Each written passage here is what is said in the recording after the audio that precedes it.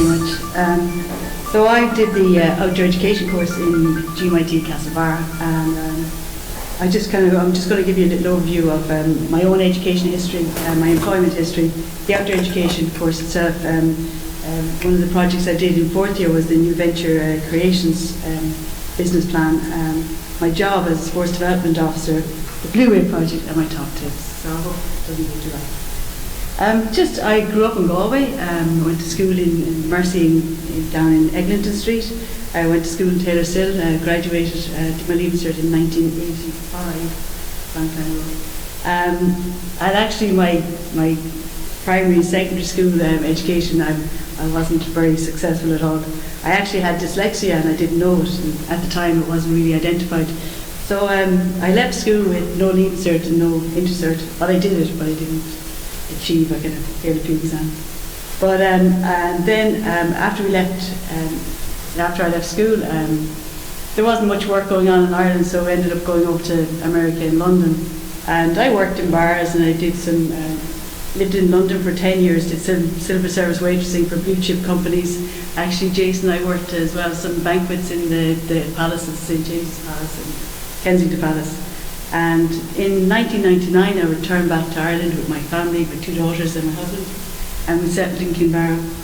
And I eventually went back to work, and I worked in the medical device companies, Medtronic and Abbott. I worked for Abbott for about 3 or 4 years. But again, the dyslexia, I didn't know I had it, and it was kind of holding me back. I wouldn't go for any promotions or anything like that. I kind of stayed in the background and just went in and did my job. And then I went to college. I turned 40 and went to college.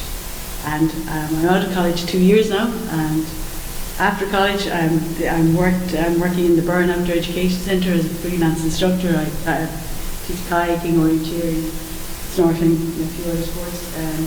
I work for the Irish Underwater Council 2 days a week, and my job is to promote the sport of snorkeling in Ireland. I'm an entrepreneur, and I have my own business. I've just started my own business. I've invented a gadget for the wetsuit industry, surfing industry. So that's, I'll talk about a little bit more about that in a minute. So what happened in college? 4 years. It was a fantastic time. If I was going back to college, I wanted to do something that I had a passion for. I wasn't just going to do it for the sake of doing it. So I actually came here in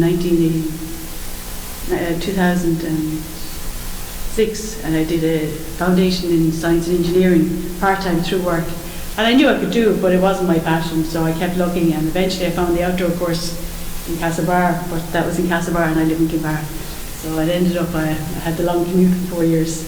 And some of the subjects we did ecology, health and fitness, experiential learning, environmental studies, and we did business as well. You could do a different stream with your outdoor education course.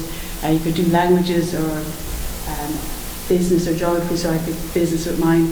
And we also had to do practical days, so one day a week we had to go out surfing or snorkeling or mountaineering or rock climbing, caving. In the first year you got an introduction to all these adventure sports, and in the second year and third year you had to specialise.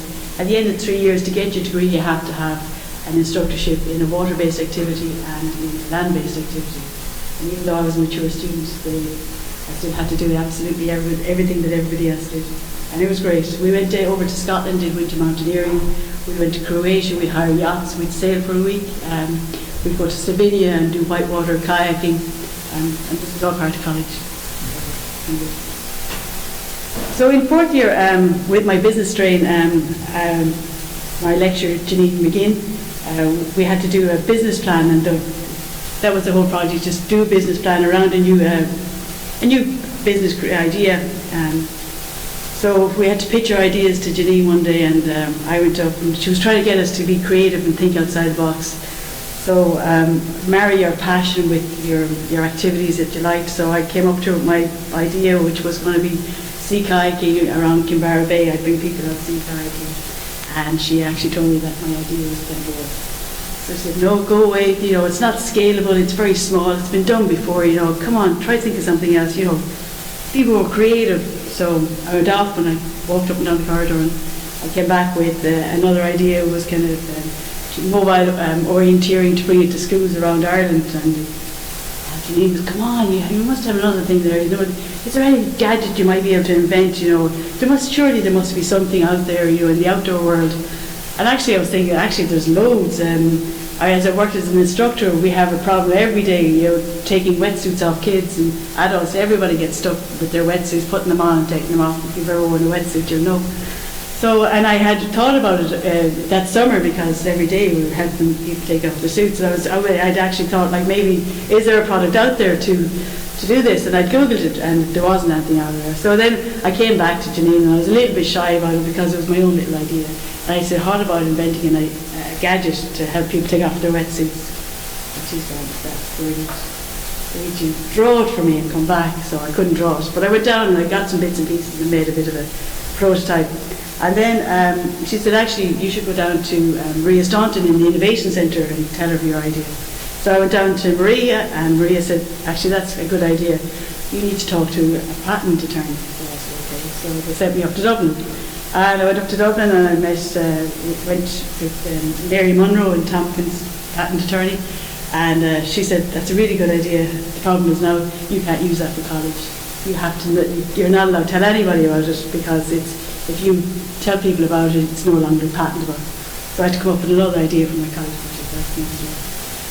So anyway, I then ended up getting the graduate placement in the entrepreneurship after I finished college, and that was in the Innovation Centre over here. And I got some mentoring, and they directed me on how to get funding and how to bring this idea along. So I was told to contact Rural Development. I contacted Rural Development, and there was a fund there, 75-25. So if I put in 5% or 25% of the fund, they would match fund 75%. So I still wasn't sure, it was a lot of money to invest in my own money. So I decided I'd go and see, is this product out there? I didn't want to develop something and find out it's already there. So I actually, through my research, I found out that there was this conference in the States, in Florida, called Surf Expo, and it has 2,000 manufacturers there, and 20,000 buyers go there every year. So I wrote to them and asked them, it's a trade-only show, and I said, please can I go? Would you let me come in if I came over? And they said, okay. I kind of told them I'd win the innovation best product the following year, but the Americans like that kind of story. So I went over anyway, and I walked the floor for 3 days just to see was my product out there or anything like it, and it wasn't. So when I came back, it was full steam ahead. At the moment, I'm patent pending. I have a European, this is what a European patent looks like. So it's patent pending. I'm working with an Enterprise Ireland mentor, Brendan, up in Dublin, and we're just about to try and get some funding for me to bring it to the next step, and hopefully maybe launch it at Surf Expo in September. So while I was doing that in the background, I worked 2 days a week as a sports development officer, so I was trying to develop sports snorkeling in Ireland, and I was redesigned the syllabus, and I went back into the college, back to Castlebar, and I was teaching the students coming up behind me to become snorkeling instructors, and I was trying to expand the sport of snorkeling in Ireland. And I was thinking, if I was a tourist and I came to Ireland, how would I go snorkeling? Where would I go? So I kind of came up with an idea. I'd been to some conferences and I saw a lot on the Greenway, so I thought, well, why don't we develop a Blue Way, and that's kind of marine trails in Ireland. So I was told, I wrote a proposal and I contacted Fáilte Ireland, and they liked the idea. So at the moment we're working on a pilot project in the west coast of Ireland, in Galway and Mayo. We pulled a steering committee together with key agencies. We've got 3 rural developments on it, 2 national government bodies.